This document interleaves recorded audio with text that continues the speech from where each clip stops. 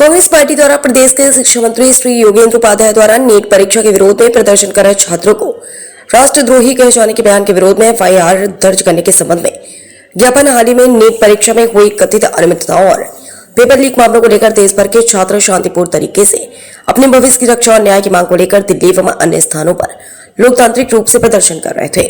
इसी संदर्भ में उत्तर प्रदेश सरकार के शिक्षा मंत्री श्री योगेंद्र उपाध्याय द्वारा इन शांतिपूर्ण प्रदर्शन कर रहे विद्यार्थियों को राष्ट्रद्रोही कहकर संबोधित किया गया था। एक जिम्मेदार संवैधानिक पद पर आसीन मंत्री द्वारा इस प्रकार की भाषा का प्रयोग न केवल देश के भविष्यवाणी युवाओं और छात्रों का अपमान है बल्कि उनके सीखतांत्रिक अधिकारों का हनन और उनकी छवि को धूमिल करने का एक दुर्भावनापूर्ण प्रयास है। इस आपत्तिजनक बयान को दिए हुए कई दिन बीत चुके हैं, परंतु मंत्री महोदय की ओर से छात्रों से किसी भी प्रकार की माफी नहीं मांगी गई, जिससे देश भर के विद्यार्थियों और युवाओं में भारी रोष और असंतोष व्याप्त है।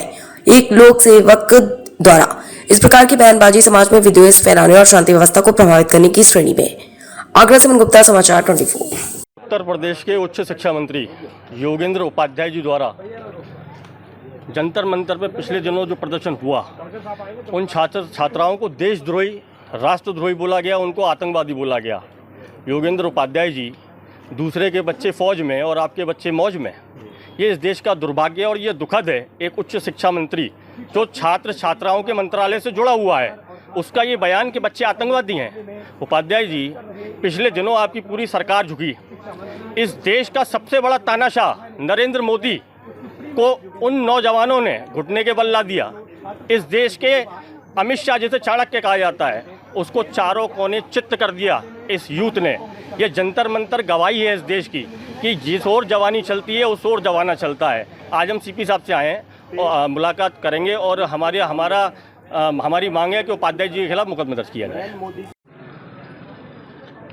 अभी कुछ दिन पूर्व जो पेपर आउट हुआ, छात्रों पर लाठी चार्ज हुआ, कई नीट पेपर आउट के मुद्दे पर कई छात्रों ने आत्महत्या कर ली, कई परिवारों के चिराग बुझ गए। जो जंतर मंतर पर आंदोलन चल रहा था अपने हक की लड़ाई के लिए, ये वो जैन थे, वो बच्चे थे जिनके परिवार में दादा परदादाओं ने स्वतंत्रता आंदोलन में भाग लिया। देश की आज़ाद कराने में इनके परिवारों की अहम भूमिका रही। उनके बारे में उत्तर प्रदेश के शिक्षा मंत्री योगेंद्र उपाध्याय जी उन्हें आतंकवादी, देशद्रोही, तमाम ऐसे ही बातों से उनका संबोधन कर रहे हैं, जिससे उनके परिवार का सम्मान पे ठेस पहुंची। एक शिक्षा मंत्री द्वारा एक बच्चों को आतंकवादी, बच्चों को देशद्रोही, खालिस्तानी, टुकड़े टुकड़े गैंग जैसे शब्दों का प्रयोग जो किया है, एक शिक्षा मंत्री को शोभा नहीं देता। आज हम पुलिस कमिश्नर महोदय से मुलाकात करेंगे और ये मांग करेंगे कि तत्काल योगेंद्र उपाध्याय के खिलाफ कार्रवाई होनी चाहिए। नहीं तो जो हजारों लाखों बच्चे बैठे थे उन्हें देशद्रोही घोषित करो। या तो ये देशद्रोही है या वो बच्चे।